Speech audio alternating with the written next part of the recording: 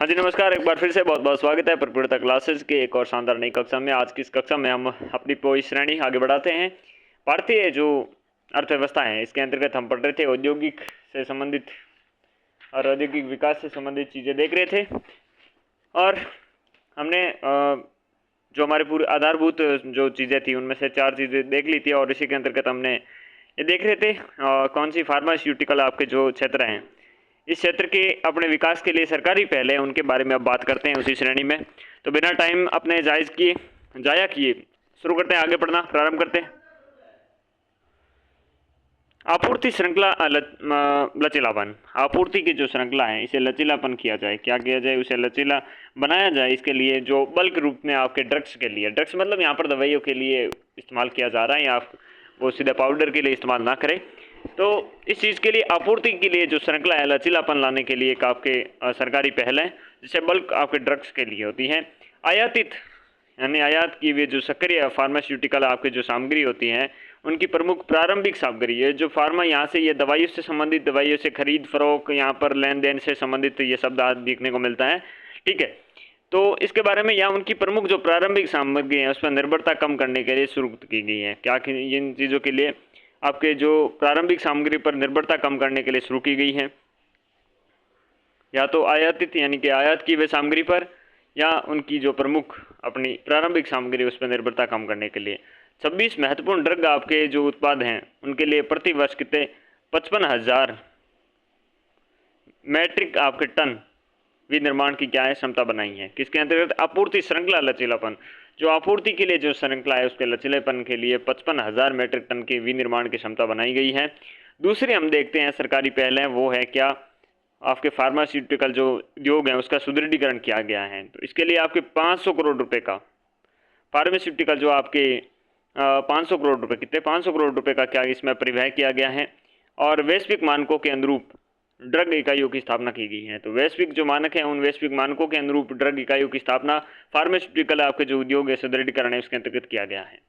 वहीं अगले हम बात करते हैं बल्क आपके ड्रग जो पार्कों के प्रोत्साहन के लिए। तो जो बल्क रूप में आपने ड्रग है, उनके पार्कों के लिए, यानी कि उनके जो पार्क रहते हैं, उनकी विशेष तौर पर उनकी आपकी बनावट है बनाई जाए, उत्पादन को बढ़ाया जाए, इन सारी चीज़ों पर बात करने के लिए पार्क्स होते हैं। अमूमन हम पार्क से ये समझते हैं गार्डन वगैरह से, वो पार्क नहीं होता है। ये पार्क की एक विस्तार बड़ी आपकी एक इकाई होती है, उससे हम बात करते हैं। इसके लिए आपके इन पार्कों के लिए 3,000 करोड़ रुपए की क्या किया गया है, परिव्यय किया गया है कुल, और 3 विश्व स्तरीय बल्क आपके ड्रग जो पार्क हैं स्थापित किए जाएंगे। ये इंपॉर्टेंट है कि 3 विश्व स्तरीय जो बल्क आपके ड्रग पार्क हैं, ये कहाँ कहाँ पर हैं।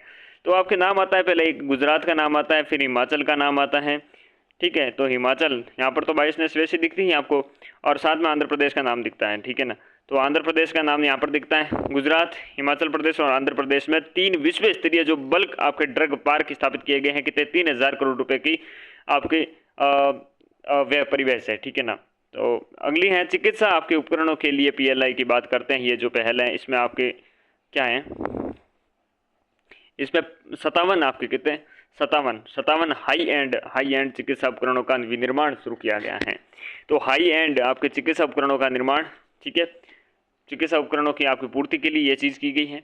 5वीं चीज़ है कि चिकित्सा उपकरण पार्क के लिए प्रोत्साहन स्कीम लाई गई है। 300 करोड़ रुपए का भयंकर खर्चा किया गया है आपके, और इसके लिए आपके जो चिकित्सा के उपकरण है, उसके पार्क के लिए प्रोत्साहन है। यहाँ पर हमने देखा था बल्क जो ड्रग था, उसके पार्क थे, वो आपके गुजरात, हिमाचल प्रदेश, आंध्र प्रदेश था। लेकिन यहाँ पर चिकित्सा उपकरण पार्क के प्रोत्साहन के लिए हम बात करते हैं, तो ये 300 करोड़ रुपए का खर्चा है, और सब तीन राज्यों में बने हुए, 3 स्टेट में बने हुए। 300 करोड़ रुपए, 3 का भाग दो तो 100 के आपके डिवीजन होते हैं। तो 100 करोड़ रुपए के सारे में आपके वितरित किया गया, जिसमें अगर हम राज्य देखते हैं तो यूपी, एमपी और तमिलनाडु। कौन कौन से हैं? यूपी है, एमपी है, और साथ में कौन सा नाड है? तमिलनाडु है। ठीक है, तो तमिलनाडु इसमें आपके शामिल रहने वाला है, यूपी है, एमपी है। तो कुल मिला के ये चिकित्सा उपकरण के लिए पार्क के लिए प्रोत्साहन जो स्कीम है, जिसमें 300 करोड़ रुपए का खर्चा किया गया है, लेकिन वो आपके जिसमें पार्क थे उसमें 3,000 का खर्चा किया गया है। उसमें कौन से जो बल्क रूप से आपके ड्रग जो विश्व स्तरीय हैं, उसमें 3 में गुजरात और हिमाचल, साथ में आंध्र प्रदेश था। यहाँ पर यूपी, एमपी और साथ में कौन सा है, सॉरी एमपी, यूपी और साथ में, हाँ कोई बात नहीं, सेम ही बात है, तमिलनाडु। अब हम बात करते हैं चिकित्सा उपकरण उद्योग स्कीम के सुदृढ़ीकरण की, SMDI के बारे में बात करते हैं। चिकित्सा उपकरण के जो उद्योग स्कीम है, उसका सुदृढ़ीकरण करने के लिए शुरुआत की गई थी नवंबर आपके 2024 में, नवंबर 2024 में शुरुआत की गई थी। 500 करोड़ रुपए का अच्छा सा खर्चा इसमें किया गया था। साथ में अगर हम बात करते हैं उद्देश्य यही था, जो आयात है इस आयात की जो निर्भरता है उस पर कम करना चाहिए, यानी कि जो बाहर से चीज़ें आ रही है उस पर निर्भरता कम होनी चाहिए, और साथ में आपकी क्षमता निर्माण होनी चाहिए कि हम खुद बना सके, और नैदानिक अध्ययनों का समर्थन करना चाहिए। क्लिनिकल जो स्टडीज़ हैं उस पर आपके समर्थन करना चाहिए। यह चीज़ किसके अंतर्गत, चिकित्सा उपकरण उद्योग स्कीम के सुदृढ़ीकरण के लिए आता है। चिकित्सा उपकरण पार्क के हमने देखा 300 करोड़ के खर्चे से यूपी एमपी तमिलनाडु देखा, 100 करोड़ रुपए का सब में हो गया स्टेट्स में। चिकित्सा उपकरण के लिए हमने देखा 57 हाई एंड आपके चिकित्सा उपकरणों का निर्माण होगा। साथ में बल्क ड्रग आपके पार्क है जिसमें 3000 करोड़ रुपए के परिवेश से आपके गुजरात, हिमाचल प्रदेश और आंध्र प्रदेश में कुल मिला के ये बनाए जाएंगे यहाँ पर, ठीक है, स्थापना की जाएगी। हमने देखा था फार्मास्यूटिकल जो आपके उद्योग सुदृढ़ीकरण है जिसमें 500 करोड़ रुपए के परिवेश से वैश्विक मानकों के अनुरूप ड्रग इकाइयों की स्थापना की जाएगी। ओके, आपूर्ति श्रृंखला लचीलापन हमने देखा यहाँ पर ब्लड ड्रग्स के लिए देखा ना। ओके, 55,000 मैट्रिक टन विनिर्माण की क्षमता बनाई जाएगी 26 महत्वपूर्ण ड्रग उत्पादकों के लिए। तो चलिए नेक्स्ट हम हमारा देखता है 5वें नंबर पे कपड़ा के क्षेत्र को देखते हैं। यहाँ पर इंटरेस्टिंग चीज़ें क्या निकल के आती हैं देखते हैं। तो कपड़े के बारे में अगर हम बात करते हैं तो कपड़े के क्षेत्र में अपने परिधान या फिर कपड़ा उद्योग में 179 बिलियन डॉलर, कितने 179 आपके बिलियन डॉलर के साथ जीडीपी में इसका कितना 2% आपके योगदान देता है। तो 179 बिलियन डॉलर के साथ में जो क्या उद्योग है, परिधान और कपड़ा उद्योग, 179 बिलियन डॉलर के साथ, how many dollars, 179 billion dollars के साथ जीडीपी में आपके कितना 2% का योगदान है। The contribution of the GDP in from the परिधान और कपड़ा, इतनी इंग्लिश आदि। तो यहाँ पर देखें तो 2% का आपका हिस्सा है, कितना है 2% का हिस्सा है। लेकिन जीवीए ग्रोस वैल्यू एडेड में देखते हैं तो विनिर्माण आपके जीवीए यानी कि विनिर्माण ग्रोस वैल्यू एडेड में लगभग 11% का योगदान है। कितना परसेंट का, 11% का योगदान है। तो 2%, 11% और 179 बिलियन डॉलर के साथ में, ठीक है। भारत दुनिया का सबसे बड़ा कपास उत्पादक क्षेत्रफल रखता है। तो प्रथम स्थान पर क्षेत्रफल रखता है कि भारत दुनिया का सबसे बड़ा कपास उत्पादक बन सकता है, इसके लिए क्षेत्रफल रखता है, ये फर्स्ट रैंक में है। लेकिन अगर हम बात सीधे रूप से यहाँ पर करें कौन सी ये लाइन पर कि कपास उत्पादन और रेशम उत्पादन में दोनों में क्या है, दूसरे स्थान पर, कौन से स्थान पर, सेकंड नंबर पे है। वहीं अगर हम बात करें झूठ बोलने में तो फर्स्ट नहीं है। भारत के आपके जो जूट है, इस जूट का सबसे बड़ा उत्पादक है। तो जूट के साथ साथ में जूट का भी क्या है आपके सबसे बड़ा उत्पादक है। जूट हटा लीजिए, सिर्फ जूट रखना है, ठीक है ना। तो भारत का दुनिया का सबसे बड़ा कपास उत्पादक क्षेत्रफल वाला हो गया, भारत का सबसे बड़ा जूट आपके बड़ा उत्पादक हो गया भारत, और साथ में कपास उत्पादन और रेशम उत्पादन में सेकंड नंबर पे हो गया। मानव निर्मित जो फाइबर है, मानव निर्मित MMF जो है, वहाँ पर सेगमेंट में भारत विश्व स्तर पर कितने दूसरे स्थान पर है, कौन से नंबर पर है, सेकंड नंबर पर है। यहाँ हम बात करें देश पॉलिस्टर है, जो पॉलिस्टर का कपड़ा है, सुना हुआ होगा आपके लुगाइयों के मुंह से, तो वहाँ पर, और विस्कोस जो फाइबर है उसका दूसरा सबसे बड़ा उत्पादक देश है। वहीं हम बात करते हैं भारत कपड़ा और परिधान छठा सबसे बड़ा वैश्विक निर्यातक है, यानी कि बेचने वाला है। कपड़ा और परिधान का छठा सबसे बड़ा वैश्विक निर्यातक है, यानी कि बेचने वाला बाजार आपके व्यापारी हो गया, ठीक है ना। तो जिसमें इस सेगमेंट में विश्व की निर्यात में लगभग कितना 4% का हिस्सेदारी है। तो निर्यात में आपकी इस सेगमेंट में, यानी कि कपड़ा सेगमेंट है या परिधान सेगमेंट है, इसमें 4% की हिस्सेदारी होती है निर्यात के क्षेत्र में, विश्व निर्यात में, ठीक है। बात करते हैं भारत कपड़ा और परिधान हस्तशिल्प सहित निर्यात के वित्त वर्ष में आपके 25 वित्त वर्ष कौन सा 25 फाइनेंशियल ईयर जो आपका 25 है, जिसमें 37.25 आपके बिलियन डॉलर गया है। तो टोटल कितना है आपके भारत के कपड़ा और परिधान का निर्यात वित्त वर्ष 25 में 37.75 बिलियन डॉलर हो गया है। साथ में अगर हम बात करते हैं किसकी बात करते हैं वित्त वर्ष 25 की, तो वित्त वर्ष 25 में भारत के कपड़ा निर्यातकों में कुछ घटक है, उनके परसेंट में हिस्सेदारी देखते हैं। तो 42.7%, और साथ में ये किस चीज़ का है, तो 42.7% आपके देखने को मिलता है जो रेडीमेड गारमेंट्स हैं। रेडीमेड गारमेंट्स जो चीज़ें होती हैं मतलब मशीनों के द्वारा बनाई जाती हैं, उन चीज़ों में आपके वित्त वर्ष जो 25 है, ये आपकी हिस्सेदारी देखें तो रेडीमेड गारमेंट की 42.7% की आपकी हिस्सेदारी रहने वाली है। वहीं अगर हम बात करते हैं सूती वस्त्र की, तो 32.8% की सूती वस्त्र में इस आपके जो सेक्टर है इसमें योगदान रहता है वित्त वर्ष 25 में। तो 32.8% सूती वस्त्र के लिए, मानव निर्मित वस्त्र है उसके लिए आपके 14.1% रहता है। तो 42.7% आपके रेडीमेड गारमेंट्स हो गए। वहीं अगर सूती वस्त्र की अगर हम बात करते हो 32.8% हो गया, और जो मानव निर्मित वस्त्र है जिसमें 14.1% रहता है। और जो वित्त वर्ष 25 है इसमें आपके भारत का कपड़ा और परिधान का निर्यात अगर हम देखते हैं तो $37.75 बिलियन हो गया है। सरकार की कुछ पहले हैं इस क्षेत्र में, वो पहले हम देखते हैं। यहाँ पर देखिएगा, पहली पहल है कि PM mega integrated textile reason and apparel park हैं। तो पीएम मित्र के नाम से हम जानते हैं, जैसे पीएम मित्र का फुल फॉर्म देखें तो mega integrated textile reason and apparel park के नाम से जानते हैं। इस योजना के अंतर्गत 7 जगह क्या है, 7 जगह पर आपके पीएम मित्र पार्क बनाए जाएंगे। 7 जगहों पर पीएम मित्र आपके पार्क बनाए जाएंगे, पीएम मित्र के पार्क बनाए जाएंगे।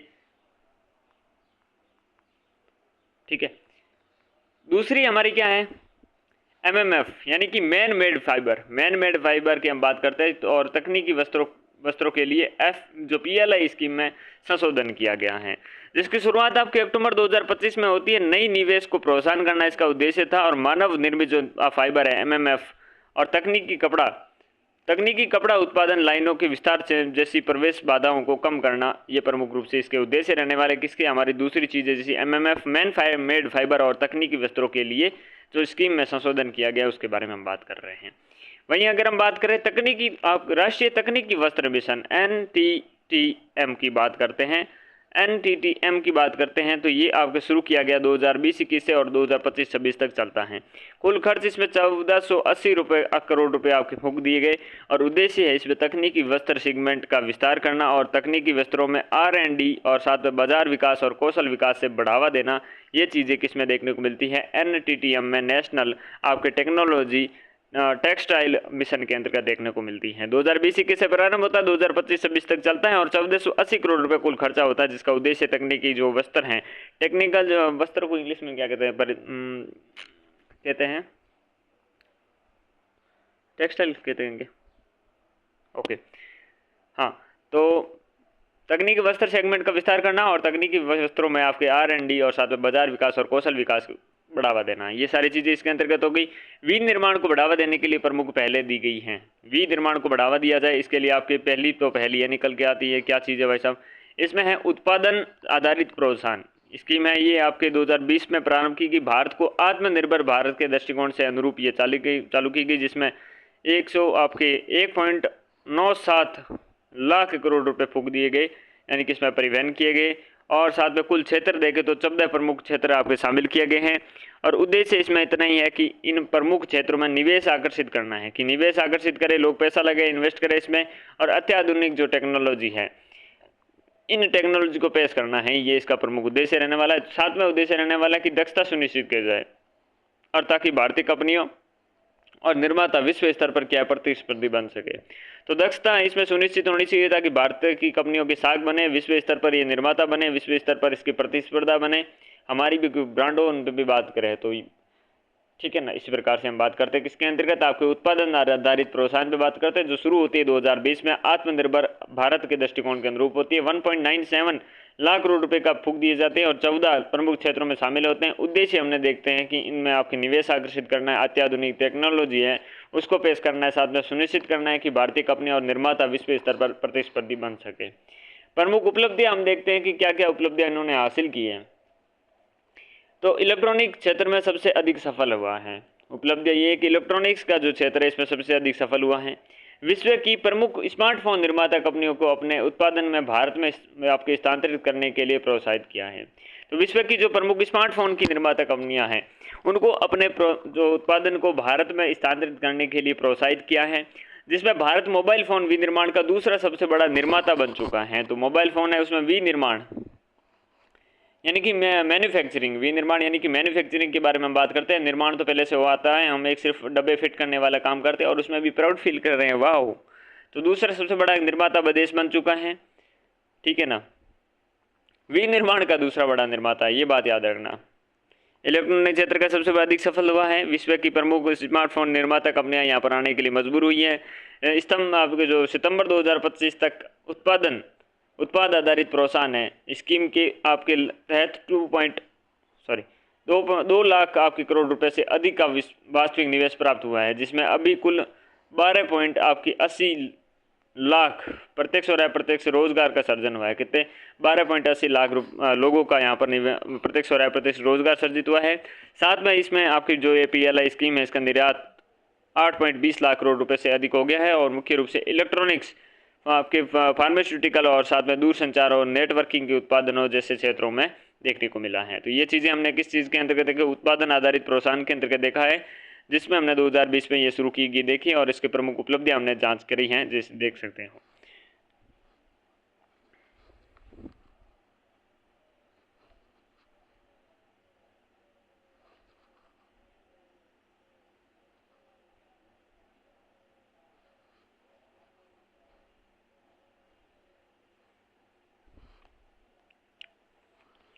हाँ, मोटी मोटी क्या बात है भाई, सितंबर 2025 तक उत्पादन आधारित प्रोत्साहन स्कीम के तहत आपके 2 लाख करोड़ रुपए से अधिक का वास्तविक क्या हुआ निवेश हुआ है। ठीक है, तो एक ये भी होगी बात। एक हो गया कि इसमें 12.80 लाख को लोगों को रोजगार मिला है, कैसे भी मिलो, प्रत्यक्ष मिलो या प्रत्यक्ष मिलो। एक है इस स्कीम के अंतर्गत निर्यात आपके 8.20 लाख करोड़ रुपए के अधिक हो गया है।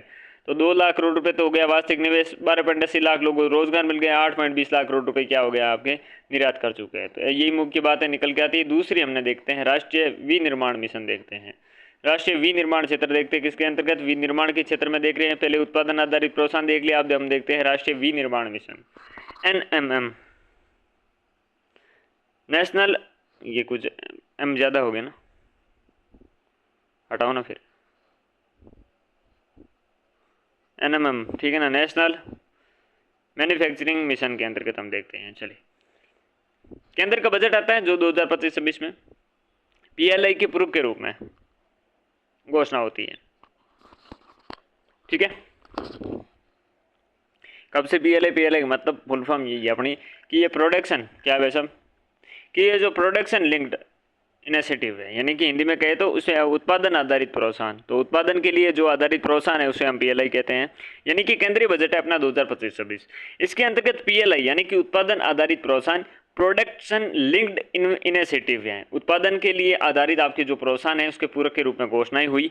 यह चीज़ है समझना, क्या चीज़ की घोषणा होती है, इस चीज़ की घोषणा होती है राष्ट्रीय विनिर्माण मिशन की है, NMM नेशनल मैन्युफैक्चरिंग मिशन की आपकी किसके अंतर्गत, यानी कि उत्पादन आधारित प्रोत्साहन के अंतर्गत 2025-26 में शुरुआत होती है। समझ भाई ना मेरे भाई ये बात। अब हम देखते हैं उद्देश्य, देखते हैं कि क्या उद्देश्य है इसके पीछे। तो नवाचार को बढ़ावा देना, नवाचार है नई नई चीज़ें के नवाचार, चीज़ें निकल के कैसे आए, नवाचारों को बढ़ावा दिया जाए। साथ में प्रतिस्पर्धात्मक बढ़ाना, यानी कि कंपटीशन है एक, जब हेल्दी कंपटीशन होगा तो इन चीज़ों में आपके कोई भी चीज़ है, कहीं पर भी आप कोई भी आपके क्षेत्र में बात करते हैं तरक्की होती है। तो प्रतिस्पर्धा बढ़ाने के लिए साथ में प्रारंभिक जो क्या कहते हैं प्राथमिक वाले जो क्षेत्रों में विनिर्माण क्षमता का विस्तार करना। ओके, वर्ष हम 2035 तक बात करते तो GDP में विनिर्माण क्षेत्र में आपके वर्तमान योगदान के तहत 12.9% को दोगुना अर्थात 25% तक करना है 2035 तक। 2035 तक क्या करना है अपने, 2035 तक GDP के विनिर्माण क्षेत्र में योगदान, वर्तमान योगदान है जो कितने हैं 12.9% है, इसको दोगुना करके 25% करना है। ये इंपॉर्टेंट बात है, याद रख लें। 143 मिलियन आपकी नौकरियां पैदा करना है, कितनी 143 मिलियन नौकरियां पैदा करना है। ठीक है, तो 1 मिलियन में 10 लाख होता है, 10 मिलियन में कितने हो जाएंगे, 10 मिलियन में 1 करोड़ हो जाएंगे, 1 करोड़ हो जाएंगे, और 100 मिलियन में कितने हो जाएंगे, 10 करोड़ हो जाएंगे। तो 14 साढ़े 14 करोड़ आपके नौकरियां आपके पैदा करना है। मिलियन पे बात करते हैं, बिलियन पे बात करते हैं तो क्या फ्लैक्स चाटने को लगता है कि हम बड़ी बड़ी बातें करते हैं। ठीक है ना।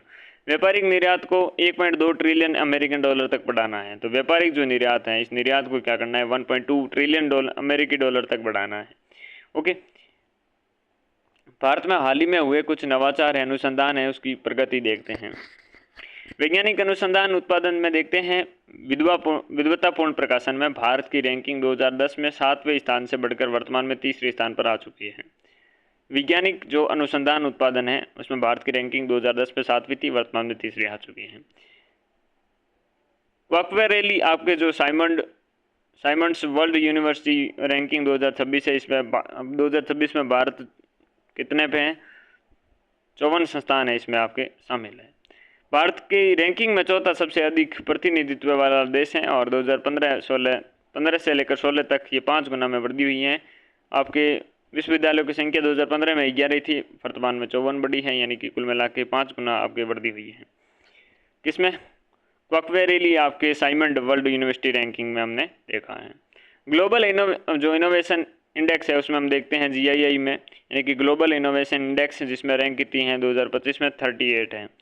24 में कितनी थी, 39 थी, तो एक आपके बड़ी है। साथ में 2019 में तो 66 थी, तो अच्छा ग्रोथ किया है। भारत अपने निम्न मध्यम आय वाले देशों में समूह में रैंकिंग में शीर्ष स्थान पर है।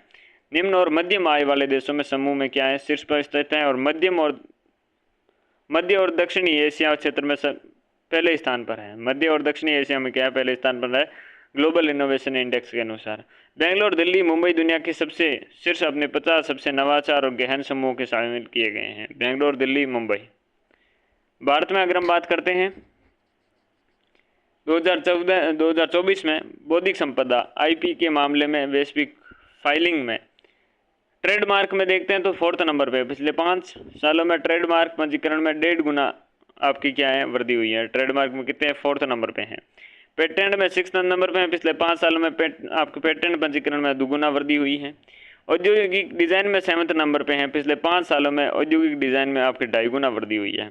इंपॉर्टेंट है, यहाँ से क्वेश्चन बनने भी लायक है कि 2024 भारत 2024 में बौद्धिक संपदा IP के मामले में वैश्विक फाइलिंग में देखते हैं तो ट्रेडमार्क में पिछले 5 सालों में 1.5 गुना में वृद्धि हुई है, 4th नंबर पे आ चुका है। वहीं पेटेंट में 2 गुना की वृद्धि हुई है, 6th नंबर पे हैं। वहीं औद्योगिक डिज़ाइन में 2.5 गुना की वृद्धि हुई है और 5 सालों में अपने 7th रैंक में है। विश्व जो बौद्धिक संपदा संगठन है WIPO द्वारा भारत के स्टार्टअप संस्कृति के विकास के कारण इसे विश्व में 12वें रैंक दी है। ठीक है ना, WIPO यानी कि जो विश्व बौद्धिक संपदा संगठन है, उसने स्टार्टअप संस्कृति के कारण यहाँ पर 12वां रैंक दी गई है। यहाँ पर देख पा रहे हो कितने आपके नए नए स्टार्टअप हो रहे हैं। कोई डोली चाय वाला चाय खोल रहा है, कोई कॉफ़ी खोल रहा है, कोई बर्गर पिज्ज़ा कुछ ना बेचता ही रहता है। कभी MBA चाय वाला आता है तो कभी BA चाय वाला आता है, कभी RS चाय वाला आता है तो कभी कोई चाय वाला आ जाता है। तो इस प्रकार से स्टार्टअप में 12वीं रैंक पे आ ही जाता है। स्टार्टअप संस्कृति के विकास के लिए भारत सरकार के द्वारा कुछ पहले शुरू की गई, उनके बारे में बात करते हैं। स्टार्टअप इंडिया 2016, ये नया नया क्रेज आया था कि स्टार्टअप करते हैं, चलो 2016 में आया था, आपने सुना ही था उस समय। इसके कारण DPIIT द्वारा मान्यता प्राप्त आपके स्टार्टअप जो कि स्टार्टअप की संख्या 2025 तक लगभग 500 से बढ़कर लगभग 2 लाख हो गई है। तो मज़े की बात देखो, 2025 तक लगभग 500 से बढ़कर कितनी हो गई है, 2 लाख हो गई है। तो बहुत सारे चाय वाले आ चुके हैं यहाँ पर। स्टार्टअप के लिए निधि ऑफ फंड्स हम देखते हैं। स्टार्टअप इंडिया सीड निधि स्कीम आती है। स्टार्टअप के लिए क्रेडिट गारंटी स्कीम आती है। तो स्टार्टअप इंडिया 2016 में हम बहुत सारी चीज़ें देखते हैं कि जो DPIIT द्वारा मान्यता प्राप्त स्टार्टअप की संख्या 2025 तक लगभग 500 से बढ़कर 2 लाख हो गई है। स्टार्टअप के लिए निधि of funds, startup India seed निधि स्कीम, स्टार्टअप्स के लिए क्रेडिट गारंटी स्कीम, सारी चीज़ें आती हैं। वैज्ञानिक और औद्योगिक अनुसंधान परिषद CSIR के बारे में प्रमुख पहले हैं, उनके बारे में बात करते हैं।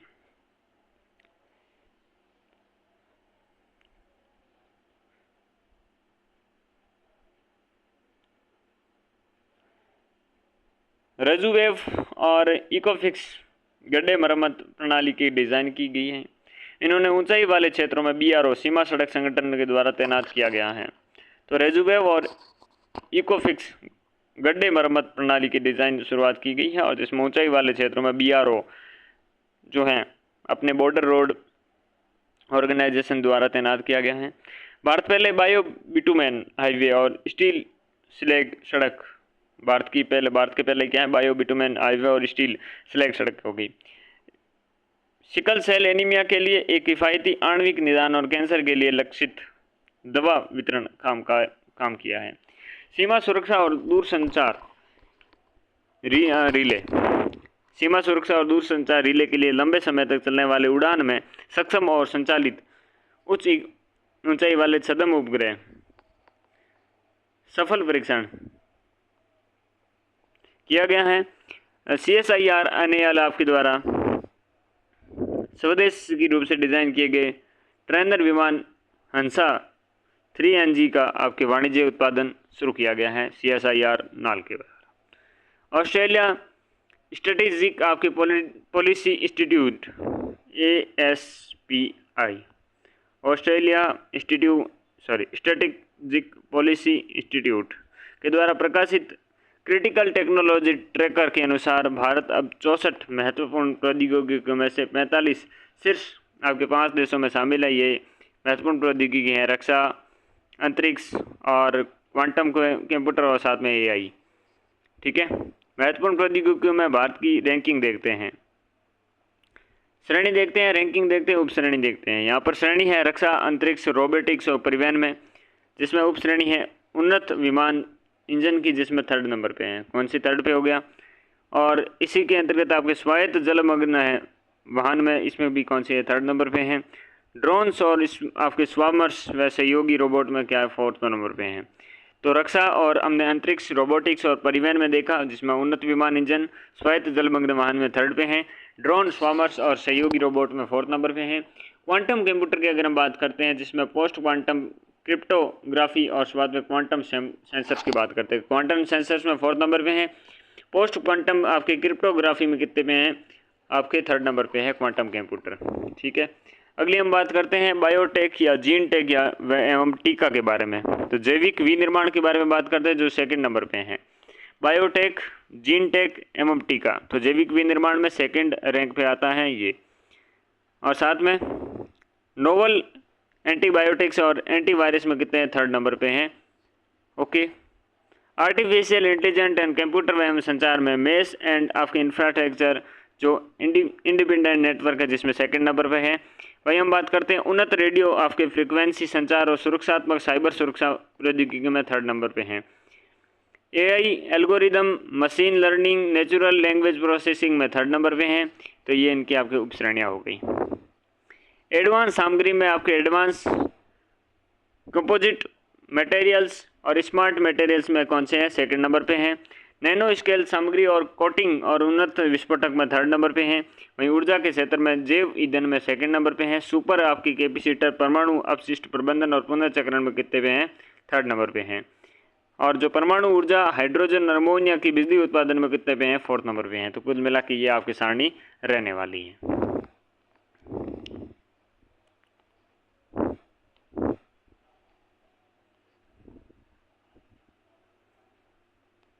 भारत में अनुसंधान और विकास R&D, रिसर्च एंड डेवलपमेंट पर जीडीपी का केवल 0.0 आपके 64% का व्यय किया जाता है, जो वैश्विक औसत से काफ़ी कम है। भारत में जो रिसर्च एंड आपके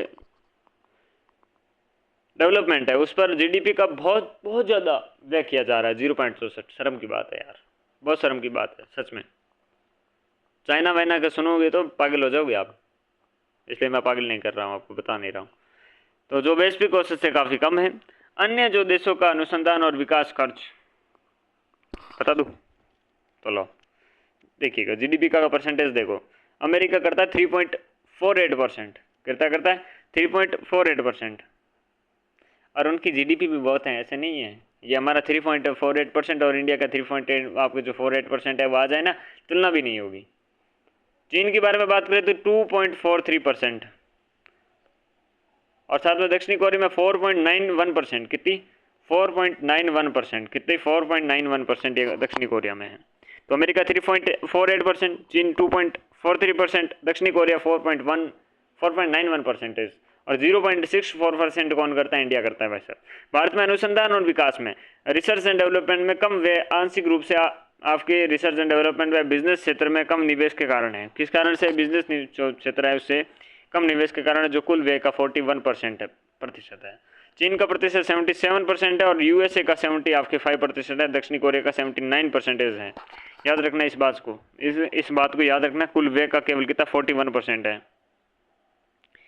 अनुसंधान नेशनल रिसर्च फाउंडेशन, अनुसंधान नेशनल रिसर्च फाउंडेशन की बात करते हैं तो भारत में रिसर्च एंड डेवलपमेंट में संस्थागत सुधार करने के लिए आपके ANRF एक्ट 2023 के तहत अनुसंधान नेशनल रिसर्च फाउंडेशन ANRF की स्थापना की गई। किसकी? ANRF की आपकी स्थापना की गई कब? 2023 में की गई। और ये कोई एक्ट आता है, इसके अंतर्गत अनुसंधान नेशनल रिसर्च फाउंडेशन की स्थापना करते हैं। उद्देश्य ये था कि उद्योग, शिक्षा और सरकार में रणनीतिक दिशा, प्रतिस्पर्धा, वित्त पोषण के अवसर आपके और सहयोग मार्ग प्रदान करना है। क्या? सहयोग मार्ग प्रदान करना। उद्देश्य क्या है कि उद्योग हैं, शिक्षा है और सरकार है। शिक्षा,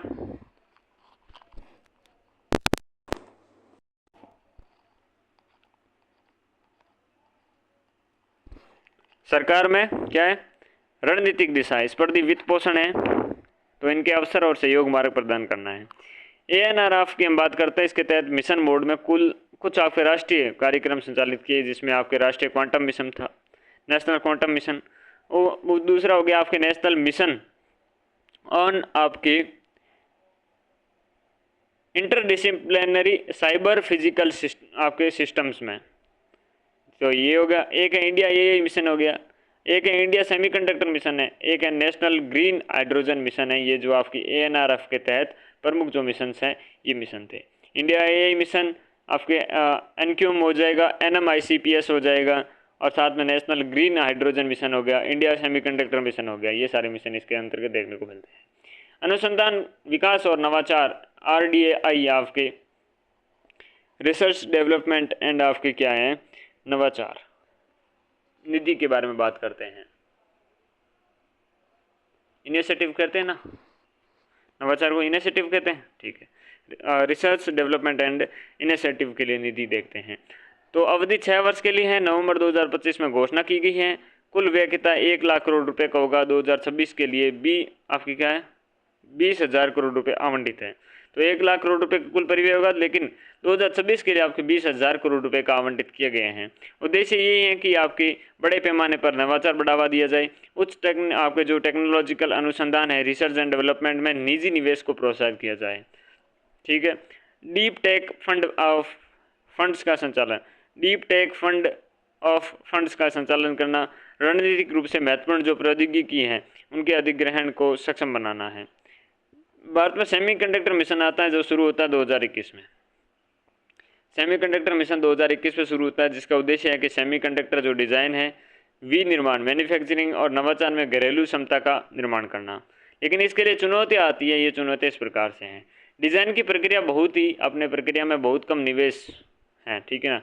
जबकि वैश्विक आपके जो सेमीकंडक्टर हैं IC डिज़ाइन का 79.4% सामूहिक रूप से USA, साउथ कोरिया, ताइवान और जापान शामिल करता है। ताइवान इसके आपके बहुत बड़ा नाम है इसके लिए। तो डिज़ाइन प्रक्रिया में बहुत कम निवेश है, जबकि वैश्विक सेमीकंडक्टर जो ICM हैं, इंटीग्रेटेड सर्किट डिज़ाइन का आपके 79.4% सामूहिक रूप से USA, साउथ कोरिया और साथ में ताइवान, जापान शामिल हैं। बिक्री के प्रतिशत के रूप में सेमीकंडक्टर उद्योग में अनुसंधान और विकास व्यय यूनाइटेड स्टेट्स 17.7, दक्षिणी कोरिया 11.8 और ताइवान 11.5%। तो बिक्री के प्रतिशत में सेमीकंडक्टर जो उद्योग है उसमें अनुसंधान और विकास का व्यय है। बिक्री के प्रतिशत के रूप में सेमीकंडक्टर उद्योग में आपके अनुसंधान और विकास का व्यय कितना, यूनाइटेड स्टेट्स 17.7% और दक्षिणी कोरिया 11.8%, ताइवान 11.5%। ये ताइवान, ठीक है। इसके विनिर्माण के लिए विशिष्ट मशीनरी और सुविधाओं की आवश्यकता होती है। इसके विनिर्माण के लिए क्या विशिष्ट मशीनरी और आपके सुविधाओं की आवश्यकता होती है, क्योंकि उपयोग की जाने वाली मशीनों और नैनोमीटर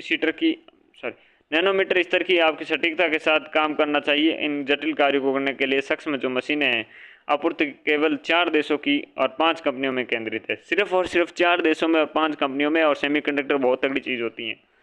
चुनौतियों को समाधान के लिए भारत की रणनीति क्या हो सकती है। भारत सरकार ने एंड टू एंड घरेलू सेमीकंडक्टर प्रणाली विकसित करने के लिए इंडिया सेमीकंडक्टर मिशन और सेमीकॉन इंडिया कार्यक्रम शुरू किया गया है, जिसके तहत आपके fabrication, assembly, testing, marking, packaging सुविधाओं में निवेश को उत्प्रेरित करने के लिए 76,000 करोड़ रुपए के प्रोत्साहन ढांचे की शुरुआत की गई है। इन कार्यक्रम के तहत 4 लक्षित योजनाएं शुरू की गई, जिनमें से प्रत्येक घरेलू चिप आपके डिज़ाइन के प्रोत्साहन करने के लिए एक समर्पित डिज़ाइन लिंक्ड प्रोत्साहन योजना DLI, सेमीकंडक्टर और डिस्प्ले फैब्स, कंपाउंड सेमीकंडक्टर सुविधा और एक है आउटसोर्स सेमीकंडक्टर असेंबली और साथ में परीक्षण इकाइयों के लिए परियोजना लागत के 50% वित्तीय सहायता। ये सारी चीज़ें घरेलू चिप के डिज़ाइन को प्रोत्साहन करने के लिए एक समर्पित डिज़ाइन लिंक्ड प्रोत्साहन योजना लाई गई। एक सेमीकंडक्टर और आपके डिस्प्ले फैब्स, एक कंपाउंड सेमीकंडक्टर सुविधा, एक है आउटसोर्स सेमीकंडक्टर असेंबली और परीक्षण आपके जो इकाइयों के लिए परियोजना लागत का 50% वित्तीय सहायता दी जाएगी। अगस्त 2025 तक 10 सेमीकंडक्टर विनिर्माण और पैकेजिंग परियोजनाओं को मंजूरी दी गई है 6 राज्यों में। 6 राज्यों में है और अगस्त 2025 तक 10 सेमीकंडक्टर विनिर्माण और पैकेजिंग परियोजनाओं को मंजूरी दी गई है।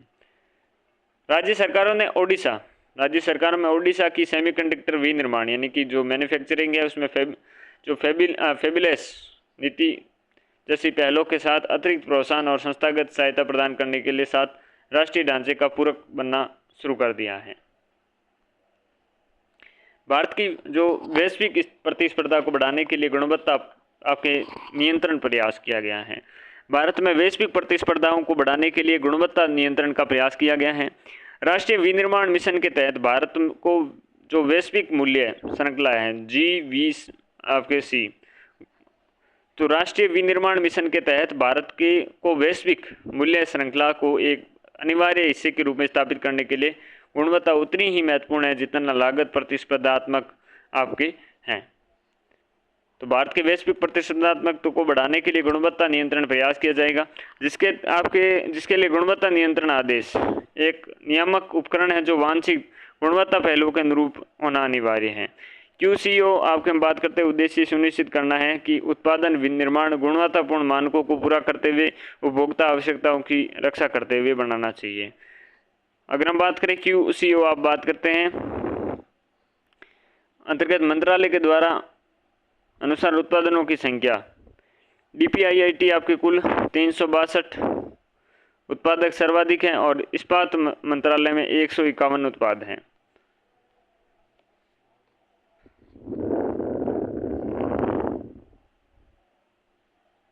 गुणवत्ता नियंत्रण आदेश के कारण व्यापार में परिवर्तन देखा गया है। खिलौना क्षेत्र है जो टॉय सेक्टर है उसका एक मुख्य उदाहरण है। खिलौना के लिए गुणवत्ता नियंत्रण आदेश वर्ष 2020 में दिनांक 1/1/2021 में जारी किया गया तथा सीमा शुल्क भी वृद्धि की गई, जिसके साथ घटिया खिलौनों की आयात पर अंकुश लगाने के लिए प्रत्येक आयात खेप पर अनिवार्य आपके नमूना परीक्षण किया जाने लगा। इस कारण वित्तीय वर्ष 2025 और वित्तीय वर्ष 2023 के बीच खिलौनों की आयात 52% तक गिरावट आई, जबकि निर्यात में 239% की आपकी वृद्धि हुई। भारत वित्तीय वर्ष में आपके 2021 में खिलौनों के लिए आपके निवल निर्यातक बन गया है। 239% की क्या हुई वृद्धि हुई है, लेकिन जो आपकी आयात है इस आयात में 52% की क्या हुई है गिरावट हुई है। तो बहुत अच्छी बात है। भारत बुनियादी ढांचे और लॉजिस्टिक प्रतिस्पर्धात्मक सुधार के लिए प्रयास करेगा। तो एक प्रतिस्पर्धी विनिर्माण इकोसिस्टम के लिए बुनियादी ढांचे की दक्षता, कनेक्टिविटी और आपकी जो पूर्वानुमानता आवश्यकता होती है। एक प्रतिस्पर्धी आपकी क्या है विनिर्माण और इकोसिस्टम के लिए बुनियादी ढांचे की दक्षता जरूरी है, कनेक्टिविटी जरूरी है और पुनर्वानुमान्यता आवश्यकता जरूरी है। इसके लिए भारत सरकार की कुछ पहले की गई है। एक है PM गतिशील मल्टी मॉडल प्रोजेक्ट लाया गया है। तो सभी आपके जो आर्थिक क्षेत्र है उसमें मल्टी मॉडल आपके कनेक्टिविटी इंफ्रास्ट्रक्चर प्रदान करने के उद्देश्य से 13 अक्टूबर 2021 को PMGS NMP लॉन्च किया गया है। मल्टी मॉडल कनेक्टिविटी इंफ्रास्ट्रक्चर प्रदान करने के लिए PM गतिशील आर्थिक वृद्धि एवं सतत विकास के लिए एक परिवर्तनकारी दृष्टिकोण 7 इंजनों के द्वारा, एक रेलवे, एक सड़क, एक बंदरगाह, जलमार्ग, हवाई अड्डे, जन परिवहन और साथ में लॉजिस्टिक अवसंरचना, सारे 7 इंजन के द्वारा संचालित है। क्या PM गतिशील आर्थिक वृद्धि और एवं सतत विकास के लिए एक परिवर्तनकारी दृष्टिकोण है। नवंबर 2025 तक 57 मंत्रालय और विभागों को शामिल किया गया है। ठीक है जी, आगे बढ़ते हैं। सरकारी पहल एक तो देख ली PM गतिशील मल्टी और आपके मॉडल प्रोजेक्ट देखा। अगला हम देखते हैं PM गतिशील गतिशक्ति जो है इसके पूरक में राष्ट्रीय लॉजिस्टिक नीति NLP की विभिन्न राज्यों में लॉजिस्टिक आपके जो इज और यूनिफाइड लॉजिस्टिक्स हैं इंटरफेस प्लेटफॉर्म जैसे उपकरण हैं जो आपके लॉजिस्टिक प्रतिस्पर्धात्मक को बेंचमार्क करते हैं और मंत्रालय में डेटा का एकीकृत करते हैं। अगला क्या है राष्ट्रीय औद्योगिक गलियारा विकास कार्यक्रम। इसके माध्यम से बुनियादी ढांचों का विकास तेजी से किया जा रहा है। मल्टी मॉडल कनेक्टिविटी पर केंद्रित प्लग एंड प्ले सुविधाएं आपके और लॉजिस्टिक हब के साथ नए औद्योगिक शहरों के विकास के सक्षम बनाता है राष्ट्रीय औद्योगिक गलियारा विकास कार्यक्रम। इसके चरण में आपके धोलेरा, सेंद्रा, बिडकिन, ग्रेटर नोएडा और विक्रम औद्योगिकपुरी आपके शहरों में चुना गया है। चौथी है अपने डेडिकेटेड फ्रेट कॉरिडोर DFC,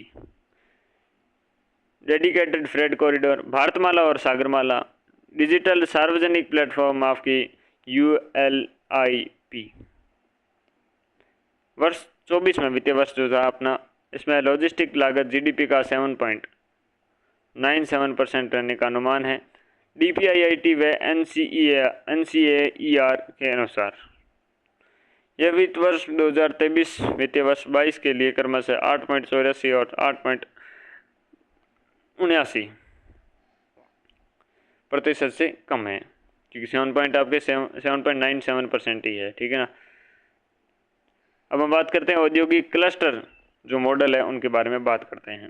औद्योगिक क्लस्टर घने इकोसिस्टम में फर्मों, आपूर्तिकर्ताओं, श्रमिकों और लॉजिस्टिक्स को एक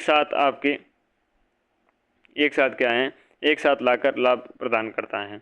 जो फर्म्स हैं, आपूर्तिकर्ताएं हैं, श्रमिक हैं और लॉजिस्टिक्स हैं, उनको एक साथ लाने के काम करता है। जैसे चीन का ग्रेटर बे एरिया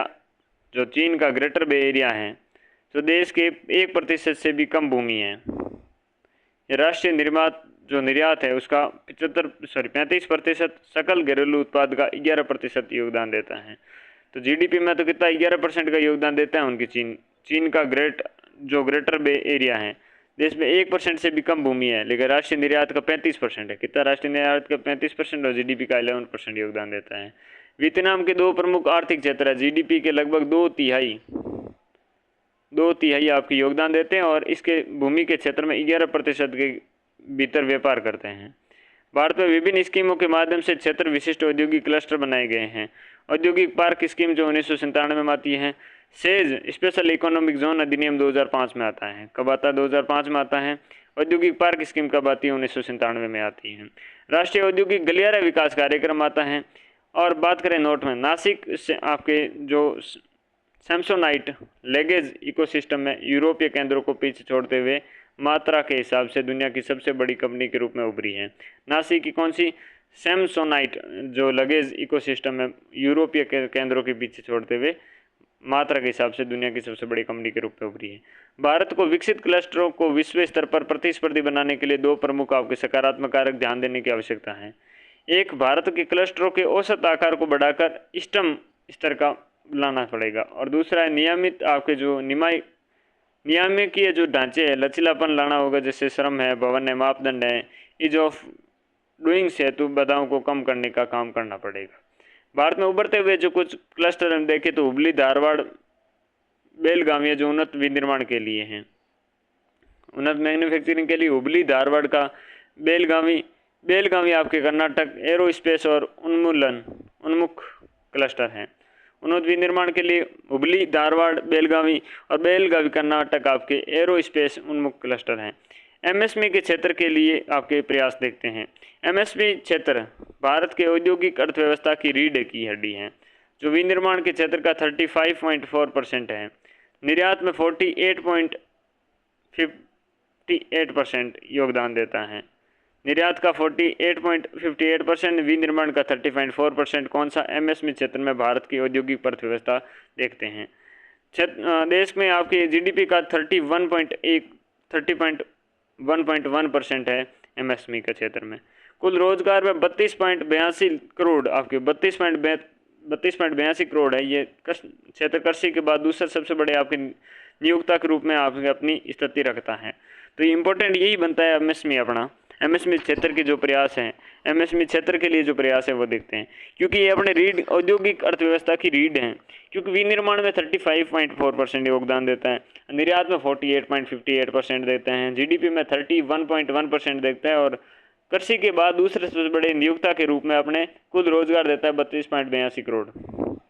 वैश्विक स्तर पर MSME लगभग 90% व्यवसाय बनाते हैं और कुल वैश्विक रोजगार के 50% से अधिक के लिए उत्तर जिम्मेदार हैं। वित्त वर्ष 26 की बात करते हैं तो प्रथम आपके 6 मई में सबसे अधिक औद्योगिक ऋण वृद्धि MSME क्षेत्र में ही का ही है। सूक्ष्म उद्योग हैं उनके लिए औपचारिक ऋण तक पहुंच एक बड़ी बाधा है। सूक्ष्म उद्योगों के लिए औपचारिक ऋण तक पहुंचने के लिए बड़ी बाधा है। विश्व बैंक की वित्तीय क्षेत्र आकलन निर्माण जो आपके 2025 के अनुसार 27% MSME जो वित्त को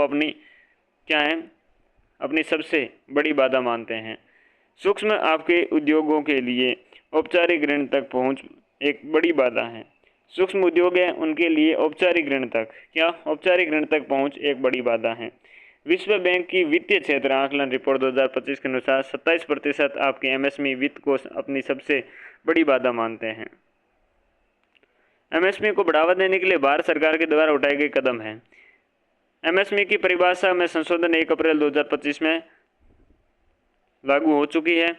सूक्ष्म वे होंगे जो 2.5 करोड़ से आपके कम निवेश के होंगे, उन्हें हम क्या कहेंगे, सूक्ष्म उद्योग कहेंगे। और टर्नओवर होगा 10 करोड़ से कम, तो 2.5 करोड़ से तो कम आपकी क्या होना चाहिए, निवेश होना चाहिए। और 10 करोड़ रुपए से क्या है, कम आपके क्या होना चाहिए, टर्नओवर होना चाहिए, तो उसे हम क्या कहेंगे, सूक्ष्म कहेंगे। वहीं अगर हम बात करें लघु की, तो लघु क्या है, 25 करोड़ से कम, 25 करोड़ से क्या है, कम होना चाहिए क्या आपके निवेश। और 100 करोड़ रुपए से कम आपकी क्या होना चाहिए, सीआर से कम होना चाहिए टर्नओवर, तो उसे हम कहेंगे लघु।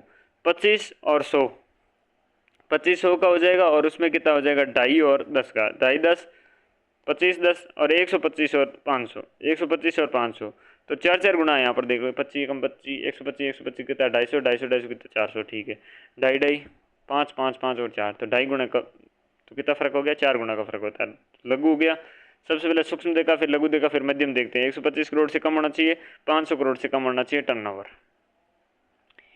बात करते हैं यहाँ पर उद्यम की, किसकी बात करें अगर हम बात उद्यम पंजीकरण पोर्टल की। एमएसएमई को पंजीकृत करने की प्रक्रिया को सरल बनाने और व्यापार के करने में सुगमता लाने के लिए सरकार ने जुलाई 2020 में उद्यम आपके पंजीकरण पोर्टल लॉन्च किया गया है। इस ऑनलाइन और स्व घोषणा आधारित प्रणाली में पंजीकरण के लिए केवल पैन कार्ड आवश्यक होगा। जो उद्यम पंजीकरण पोर्टल है, एमएसएमई को पंजीकृत करने की प्रक्रिया को सरल बनाने के लिए, व्यापार के करने में सुगमता लाने के लिए सरकार ने जुलाई 2020 में आपके उद्यम पंजीकरण पोर्टल लॉन्च किया है। कौन सा पोर्टल, उद्यम आपके पंजीकरण पोर्टल लॉन्च किया गया है, जो इस ऑनलाइन और स्व घोषणा आधारित प्रणाली में पंजीकरण के लिए केवल पैन कार्ड की आवश्यकता होती है, पैन कार्ड की आवश्यकता होती है। वहीं अगर हम बात करें CGTMSE की, credit guarantee fund trust of micro and small enterprises, क्या इंग्लिश है मेरी, तो एमएसएमई के ऋण की सुविधा देने के लिए सूक्ष्म और लघु उद्यम MSE के हेतु क्रेडिट गारंटी फंड की आपके जो कोष में 9,000 करोड़ रुपए के साथ सूक्ष्म और लघु उद्योगों के लिए क्रेडिट गारंटी योजना CGTMSE credit guarantee fund trust for micro and small enterprises का पुनर्गठन किया गया। इसका उद्देश्य है कि सूक्ष्म और लघु उद्योगों में कम ब्याज दरों पर आपके अतिरिक्त 2 लाख करोड़ रुपए तक का ऋण उपलब्ध कराना होगा। और इसके परिणाम स्वरूप योजना के तहत गारंटी कवरेज के लिए सीमा अपने 2 करोड़ रुपए से बढ़ाकर 5 करोड़ रुपए तक कर दी गई है। 1 अप्रैल 2025 में पुनः आपके बढ़ाकर 10 करोड़ रुपए कर दी गई हैं। वार्षिक गारंटी शुल्क को घटाकर 37% कर दिया गया है। इंपॉर्टेंट है, वार्षिक जो शुल्क गारंटी थी 70 है, अब 37% कर दिया गया है। महिलाओं को सम्मिलित वाले जो एमएसएमई के लिए गारंटी कवरेज की सीमा 85% से बढ़ाकर 90% कर दिया गया है। 85% से बढ़ाकर कितना कर दिया गया, 90% कर दिया गया है। ठीक है, आत्मनिर्भर भारत कोष में देखें तो स्वाभाविक विस्तार वाले एमएसएमई के इक्विटी फंडिंग प्रदान करने के लिए सरकार ने 50 करोड़ रुपए के कोष के साथ आत्मनिर्भर भारत को संभावित विस्तार को आपके एमएसएमई को इक्विटी फंडिंग प्रदान करने के लिए सरकार ने 50,000 करोड़ रुपए के कोष के साथ आत्मनिर्भर भारत आपके कोष शुरू किया है। जो इस कोष में सरकार की ओर से 10,000 करोड़ रुपए और निजी कोष के माध्यम से 40,000 करोड़ रुपए का प्रावधान किया गया है। चुनौतियां और उनका डिजिटल समाधान हम एमएसएमई के लिए देखेंगे अगली कक्षा में। इस कक्षा में हमने काफ़ी चीज़ें देख चुके हैं और अगली कक्षा में इस टॉपिक का अपन पापा काट देंगे। ठीक है, तो चलिए इस कक्षा में इतना ही, अगली कक्षा में मिलते हैं, तब तक के लिए नमस्कार, जय हिंद।